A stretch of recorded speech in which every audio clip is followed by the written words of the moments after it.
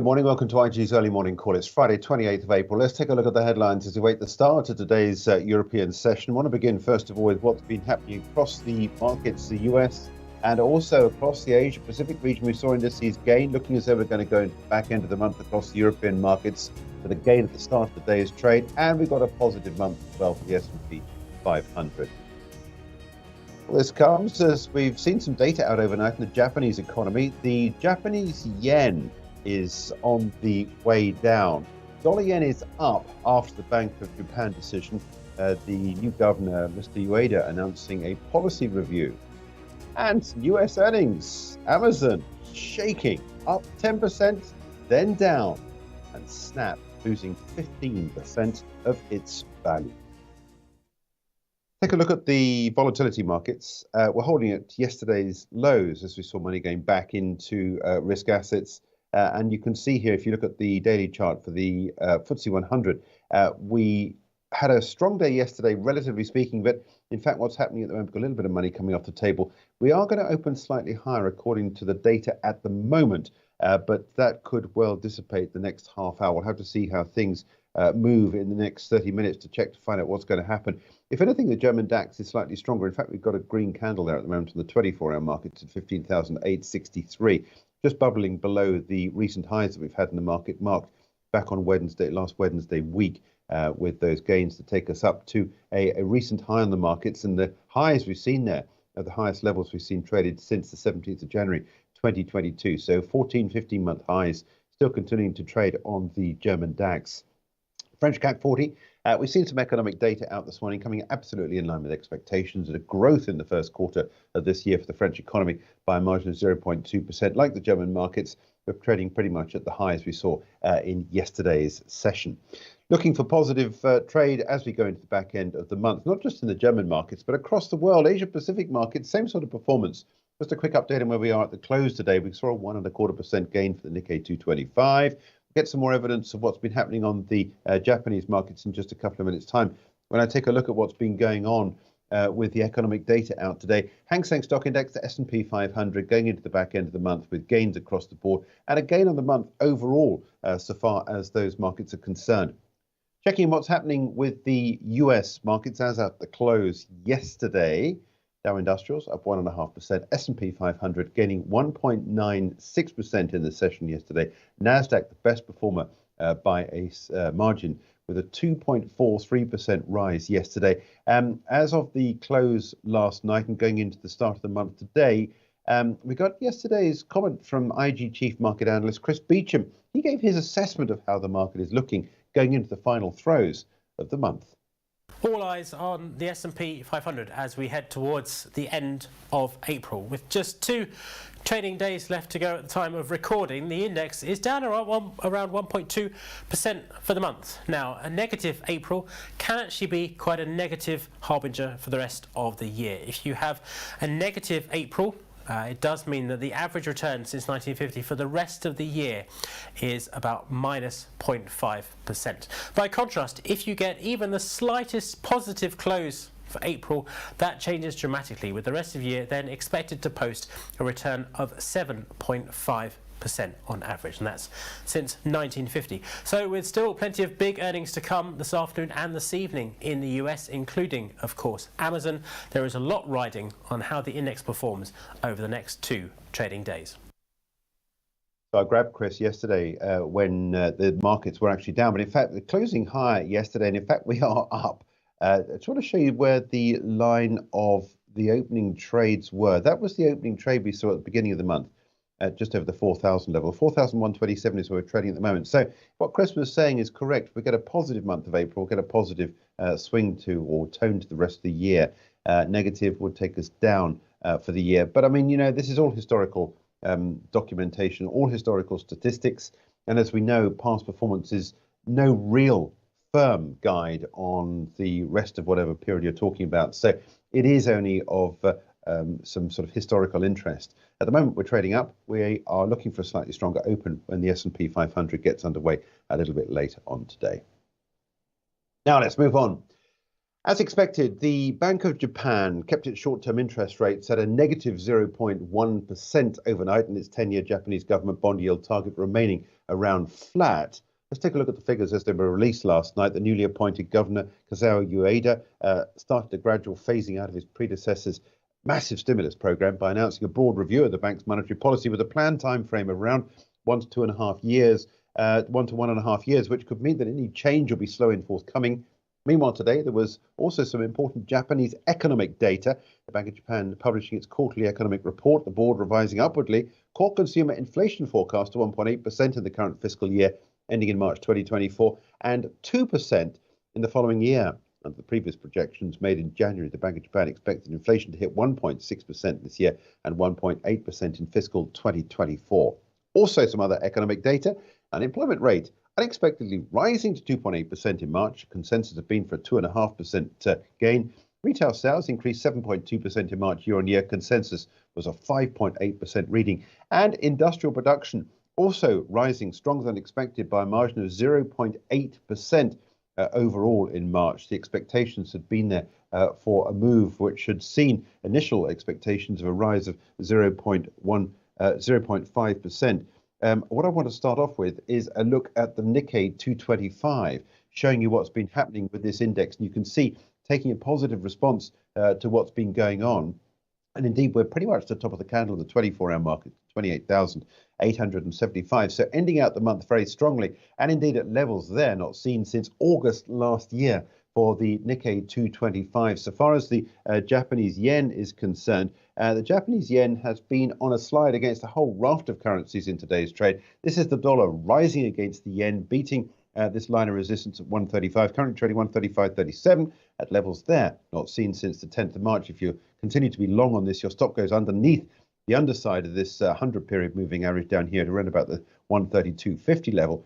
135.36 is where we're trading, and you'd be looking there to potentially have a price target of the highs that we saw there back on the 7th of March at 137.92.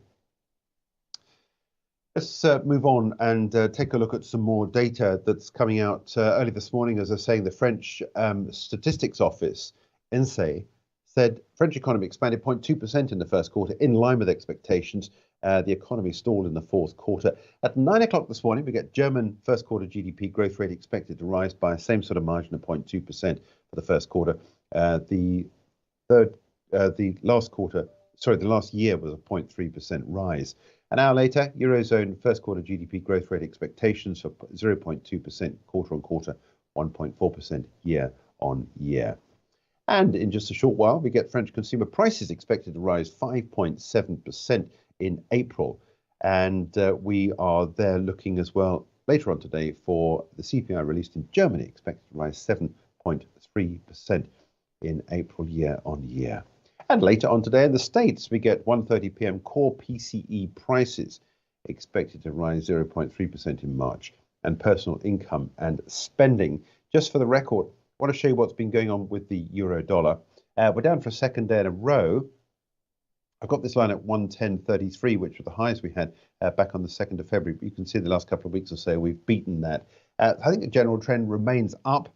110.13. Now, if you look at what's been happening, let me just draw a line of support, taking you there. So I think if you continue to want to see this trend work out, you put a long position in on with a stop around about the 109.50 level.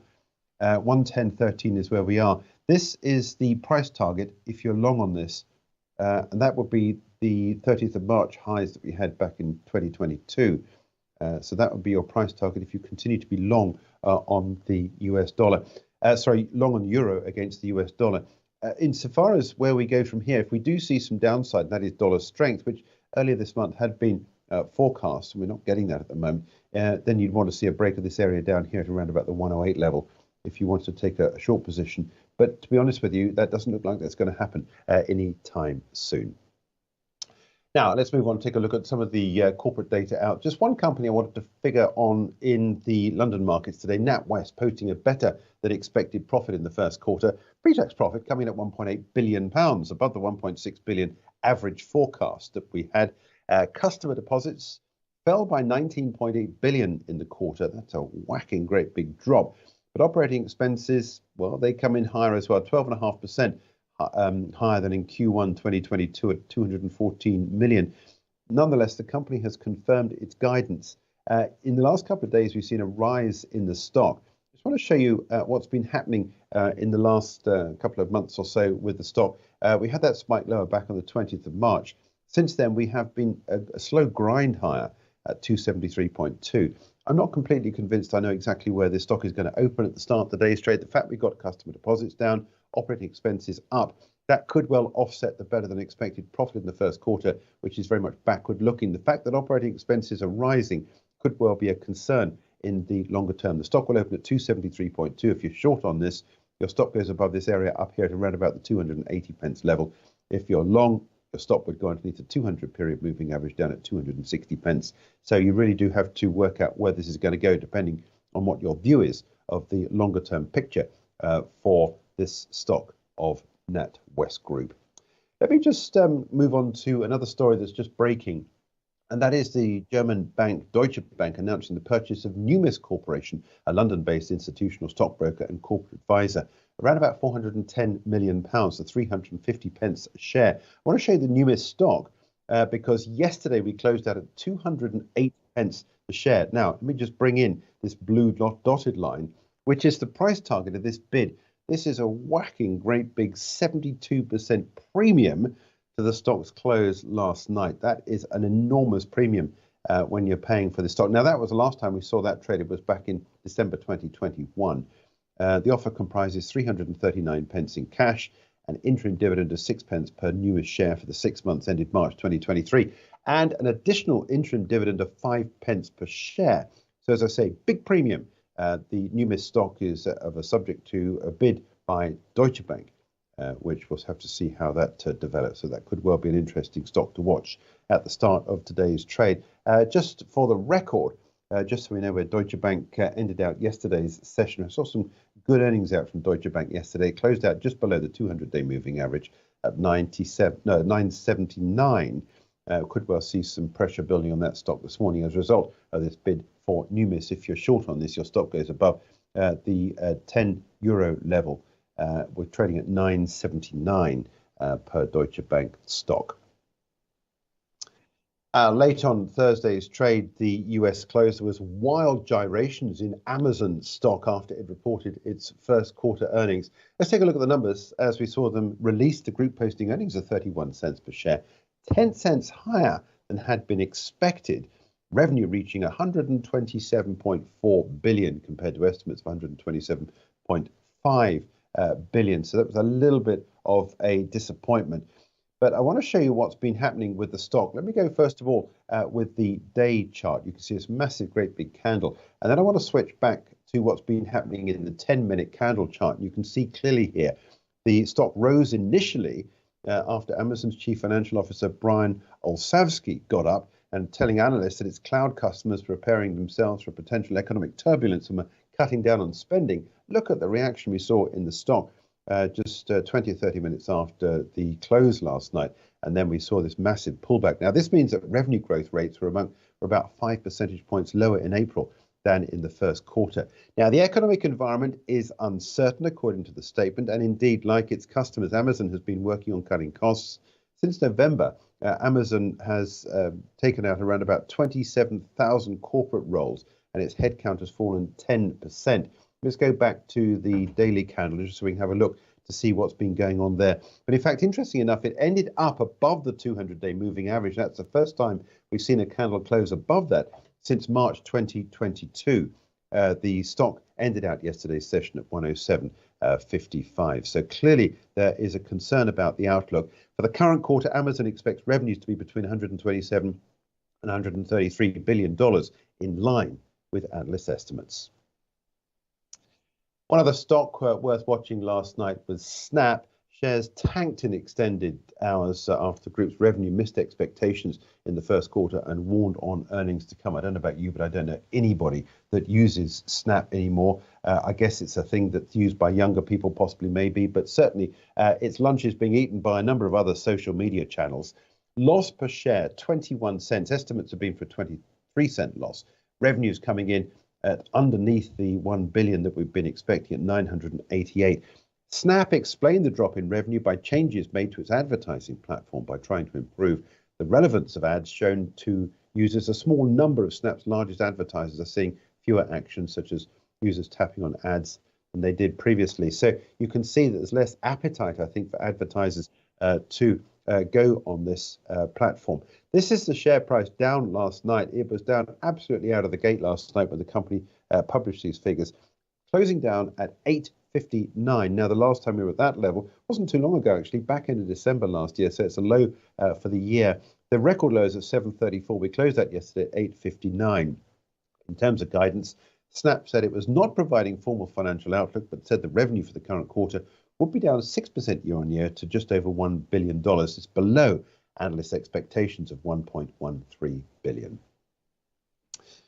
Also, in amongst some of the other stocks on the move last night, I want to bring up a share price chart for Intel. Now, this gave an upside surprise. The stock ended up 7.4% yesterday on an optimistic forecast. The chipmaker said its slumping gross margins will improve in the second half of the year. The group chief executive, Pat Gelsinger, also told Reuters he saw signs of stability in the markets for PCs.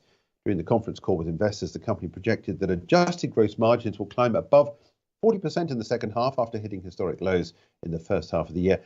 First quarter unadjusted gross margins fell 34.2%, almost half of its multi-decade high of over 67% in 2010. Now, in the first quarter, Intel posted better than expected earnings and revenues. It posted a loss of 4 cents a share on revenues of 11.7 billion. The street expected 16 cents loss per share and revenues of just over 11 billion.